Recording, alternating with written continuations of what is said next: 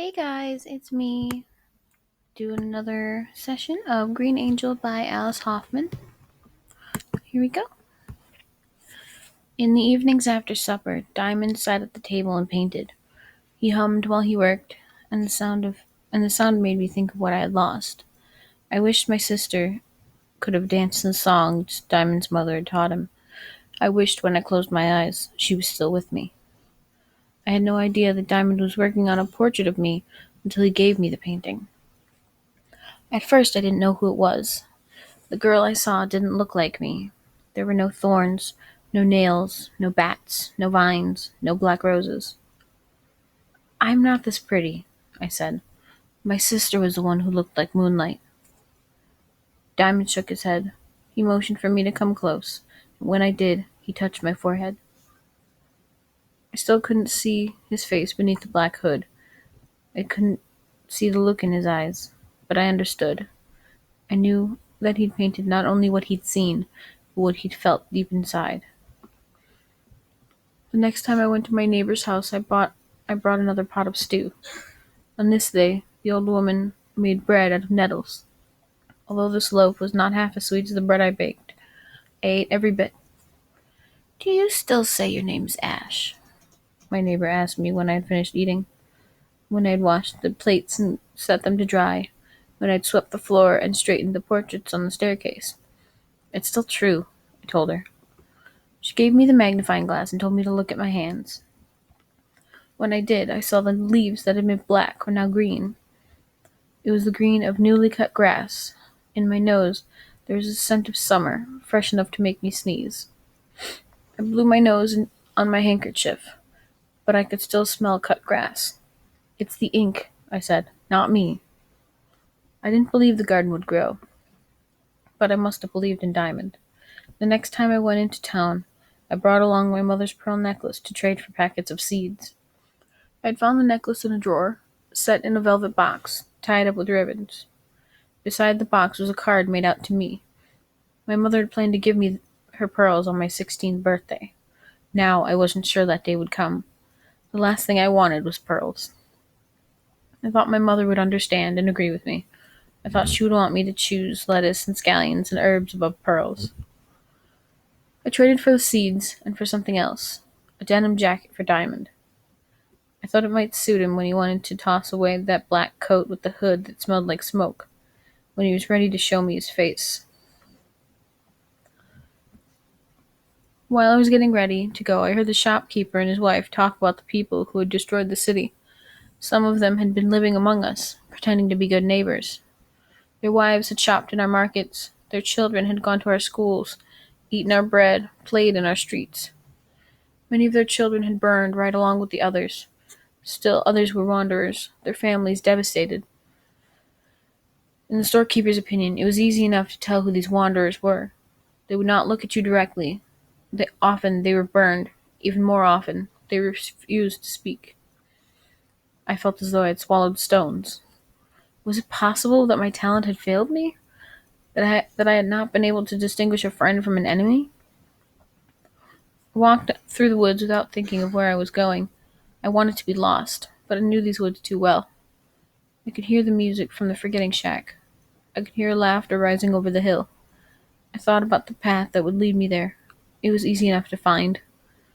I started down the shack, slowed by my nail-studded boots. Halfway through the overgrown path, I stopped. I had spied Heather. She was curled up beside the fire, so close that sparks fell into her hair. People did their best to pull her away, but she crawled right back. She was long past listening to anyone. She was barely Heather Jones anymore. She was disappearing. A little more each day, so thin, so frail, a wisp of smoke. One day she would surely vanish altogether, and there was no way to stop her. She was so busy forgetting, she couldn't take a single step into the future.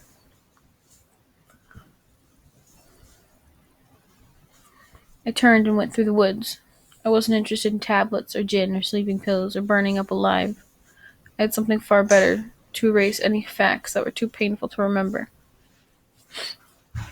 I could hear the hundreds of birds nesting in the treetops. I could hear the wind whispering that it would soon ram. Ram. As soon as I got home, I took out my blackest ink. I lit a candle, then sorted my needles and pins from the most delicate to the sharpest. I had one pin that was like a strand of silver, another that was like a sigh, a third that was as cold as a chip of ice, and a dozen more so tiny I had to feel for them because they were all but invisible. Pain wasn't the thing I feared most. I could hear the dogs running in their sleep. I could hear the sparrows fluttering their wings, dreaming of the hunt. The hawk stretched out his great yellow talons. Diamond must have been asleep in the barn after a day of working in the hopeless garden. That was just as well. I didn't want to see him. I didn't want his silence, his black hood. I didn't want him as a friend or an enemy. I could still see the bit of green on my ankle. That vine, that leaf, that rose. The color was a mistake. I wanted to announce who I was, not change back. I was Ash, who wanted black and stones, leather and thorns. I took my mother's mirror and rested it on a pile of my father's books. Now I could see my handiwork, even with my blurry vision in the darkness of the night. I had one place left, a circle above my heart. I used the needle that felt like ice. It was the sharpest of all. I was making a different sort of heart, one that was black, one that was protected by thorns, by bats, by raven wings, by sorrow, by my aloneness, my armor. I was halfway through my last tattoo when Diamond walked through the door. He was so silent, I could barely hear him. He was so quiet, I didn't know he was there until he took my hand in his. He raised the pin up to the place where his own heart was. He made it clear what he wanted me to do. I gave him the other half of my heart. I worked until my fingers were numb, until our loss mirrored each other's. I used the ice needle, the one that caused the greatest pain. I watched to see if Diamond flinched, but he never once did. I etched a half rose, half a wing, half a thorn, half a leaf. When I was done, Diamond took off his black hood so that I could see what the fire had done to him. Then I understood why pain meant nothing to him anymore. I could see why half was enough for him. One side of his face was perfect, my diamond. The other half was charred and discolored. I kissed both sides. They were one and the same to me. I could feel the season changing. It was growing warmer every day. I felt as though I were a leaf that was greening, a vine that was growing towards the sun. One day, the sparrows rose high in the sky, then settled in the treetops. I forced myself not to call them back to me. I knew they were meant to fly. Soon after, the hawk disappeared from my porch. I would see him sometimes, his wingspan nearly blocking out the sun. He peered down from above, but I didn't whistle for him. I didn't wave so that he would light on my arm. I didn't insist that he eat grain from my hand. I knew that hawks had to hunt. All the same, I considered putting a collar and a leash on Ghost. I knew she was next. I could tell by the way she stared into the woods. One morning, when the air was especially fresh and Diamond was watering the garden, I left Onion inside the new fence that Diamond had built. I felt the leaves, the vines, the warming air. I went out walking with Ghost. We went past the oldest trees, past the pile of stones, to the deepest parts of the woods. Even I, who knew these woods so well, could have lost my way there, but the white dog knew where to go. We both knew what she needed to do. In the treetops, there were 100 birds who had come to eat birdseed from my garden.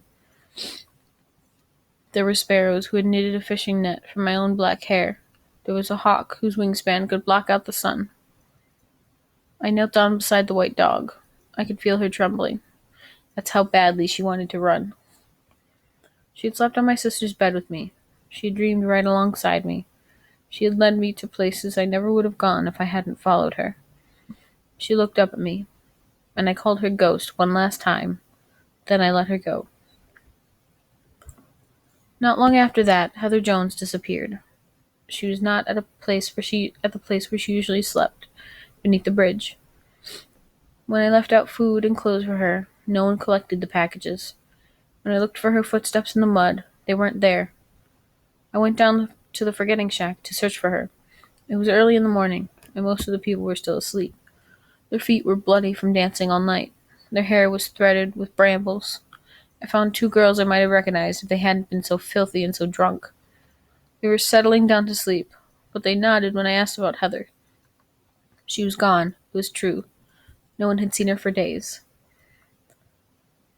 There were those who remembered what had happened to her. They were too tired to look for her, too busy forgetting.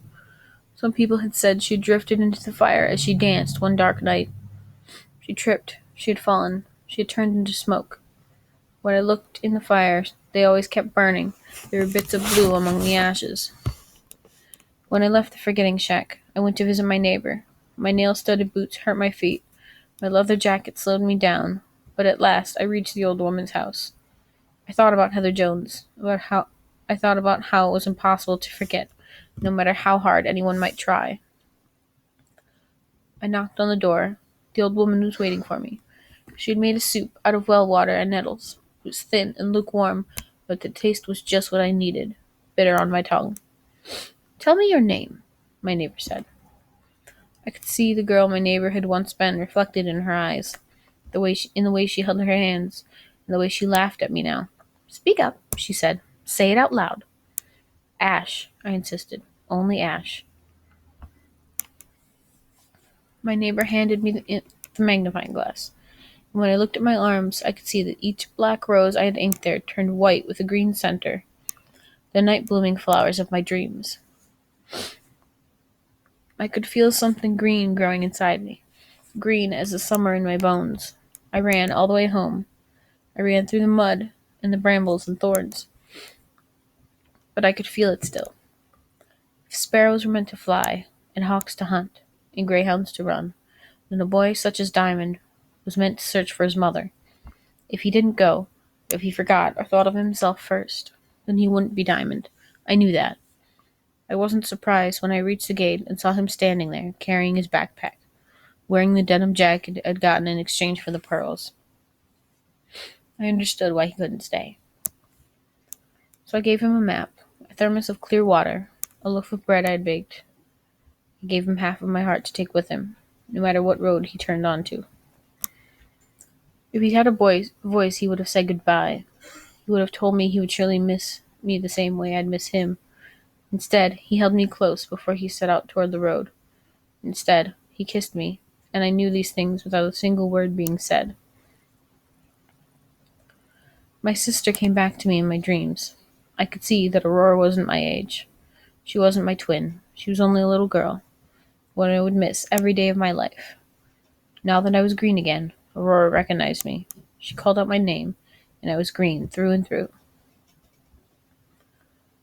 I told my sister I didn't think I could live without her, but she assured me that was something I would never have to do. "I'm with you forever," she told me. Right away, I knew it was true. True for my father, who could whistle to the birds in the trees. True for my mother, who had such gentle hands. True for my sister, who shone like silver.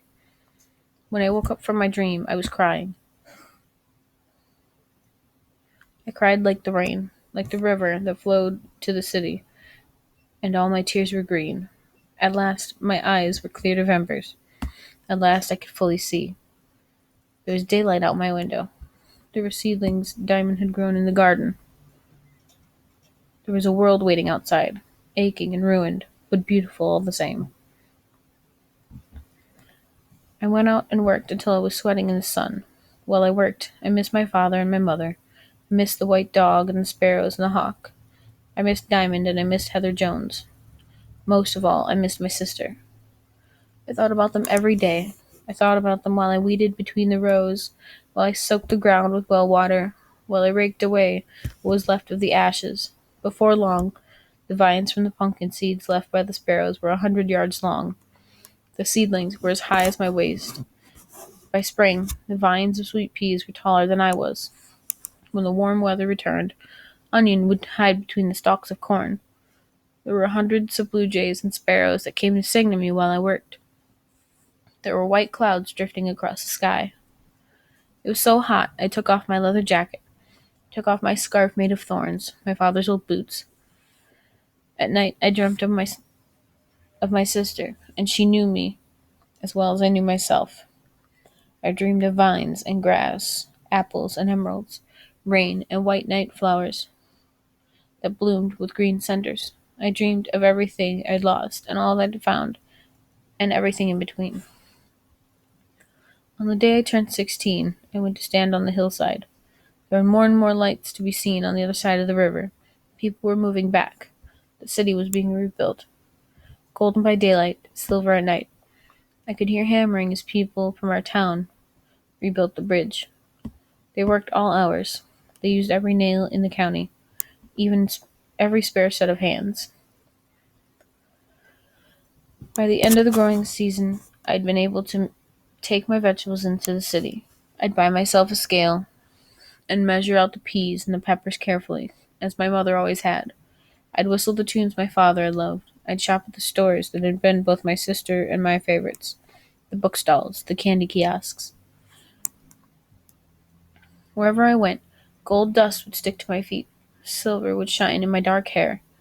On every avenue, every street corner, every sidewalk, I'd carry my sister close to me, inside my heart. Today, on the first day of being 16, I took 3 stones and went far into the woods. Without the nail-studded boots, I no longer tripped on the brambles. Without the leather jacket, I did not tire. Without the scarf of thorns, I could move through trees like mist. When I reached the 3 stacks, I bowed my head. I listened to the birds, 100 different songs of sorrow and forgiveness. That morning, the first thing I'd done after waking was go out and search until I'd found one perfect black stone, one perfect silver stone, and one stone that shone as white as the moon. They were the last stones I would bring here. I knew they were the last because they felt light in my pockets, light in my hands. I knew because I could remember without them. When I left the woods to celebrate my birthday at my neighbor's house, it was twilight. All along the hillsides, everything looked green in the fading light. Few of the oak trees had managed to send out some wavering leaves. The hardiest plants, witch hazel and old ferns, were growing in the ditches. I took my time and watched the green in all its shades. I treaded gracefully as my mother once had. I took even strides, as my father had. Onion followed me, as he used to follow my sister. When I arrived at my neighbor's house, she went into the stove and ladled out a stew made from the vegetables I brought her. It was a gift from Diamond, every bit of it. It was the garden he'd grown when he'd still refused to believe in anything. Sometimes I wondered if he hadn't watered the seedlings with his tears, and if the tears hadn't turned to silver. Everything he'd grown was filled with light.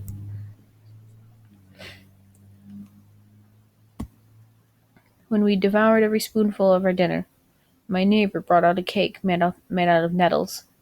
There was no icing, no candles, and the color was faintly green. A cake such as this should have been too bitter to eat, but I found I preferred it to any I'd had before. I ate every crumb, and still wanted more. "What do you call yourself now?" the old woman wanted to know. She didn't have to ask twice. For the first time since the day had happened, I said my name out loud. The word tasted as sweet as apples, fresh as grass, fragrant as roses. When I looked down, I could see that the half-tattoo I shared with Diamond had turned green around the edges. In the center, it was red. My heart was opening. "You made it happen," my neighbor told me. "You are the ink," she said. "Write as you want." It was Green who thanked the old woman, who ran home, greener with every step. Green, who was covered with bright vines, with roses that had emerald centers and only bloomed at night. Green, who threw away the ragged scarf, who cast off the leather jacket, the old boots, the ravens, the bats, the thousand thorns.